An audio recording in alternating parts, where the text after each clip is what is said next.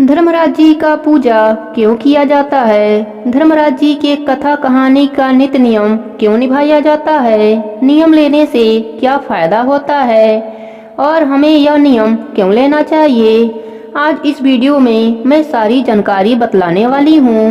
धर्मराज जी के कथा का जो नियम होता है यह दो तरीके से लिया जाता है। एक तरीका तो यह होता है इसमें आप 7 दिन तक संक्रांति से लेकर अगले 7 दिन तक कथा करते हैं, व्रत करते हैं और उसके बाद 7वें दिन व्रत का उद्यापन करते हैं। और दूसरा तरीका होता है जिसमें आप संक्रांति से शुरू करते हैं कथा सुनना या पढ़ना और उसके बाद पूरे 1 साल तक सुनते हैं और उसके बाद उसका उद्यापन करते हैं। दोनों ही नियम बिल्कुल सही है। आप चाहे दोनों में से कोई भी एक नियम अपना सकते हैं, चाहे तो पूरे 7 दिन का या फिर पूरे साल भर का नियम अपना सकते हैं। जितने दिन का आपको नियम करना है उतने दिन का संकल्प वाले ही दिन कर दें। इस प्रकार से धर्मराज जी की कथा का नित्य नियम करने और उद्यापन करने से धर्मराज जी बहुत जल्दी खुश हो जाते हैं। जब आप 7 दिन का नियम अपनाते हैं तो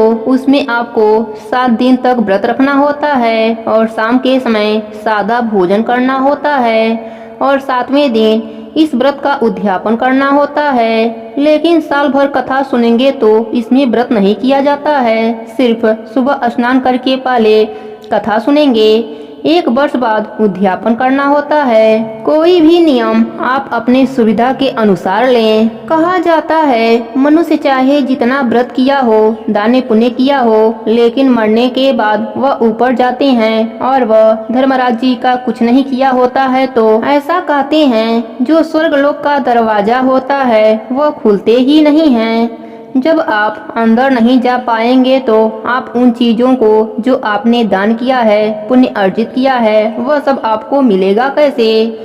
क्योंकि वह दरवाजे के उस पार है और आप दरवाजे के इस पार हैं। जब मनुष्य स्वर्गलोक में नहीं जा पाएगा तो अपने दान पुण्य किए गए वस्तुओं को कैसे पाएगा और उनका भोग कैसे करेगा? अगर आपको सुखों का भोग करना है तो धर्मराज जी के व्रत कथा सुनना पड़ेगा, उद्यापन करना पड़ेगा। शास्त्रों में ऐसा वर्णित है कि धर्मराज जी के नित्य नियम कथा कहानी का 1 पहर में भी हो जाता है। 1 पहर के दान पुण्य और कथा कहानी सुनने से धर्मराज जी प्रसन्न हो जाते हैं। पर जब समय ना हो तो ऐसा किया जाता है। हमारे द्वारा किया गया दान पुण्य सब सूद समेत हमें फिर मिलता है। हमारे द्वारा किए गए कर्मों का लेखा जोखा धर्मराज जी हमें देते रहते हैं। जाने अनजाने में हुई गलती की क्षमा मिल जाती है और हमें इहलोक में सुख और मरने पर स्वर्गलोक का सुख मिलता है। इसलिए हमें धर्मराज जी के नित्य नियम को निभाना जरूरी होता है। धर्मराज जी की संपूर्ण कथा मेरे चैनल पर आपको मिल जाएगा।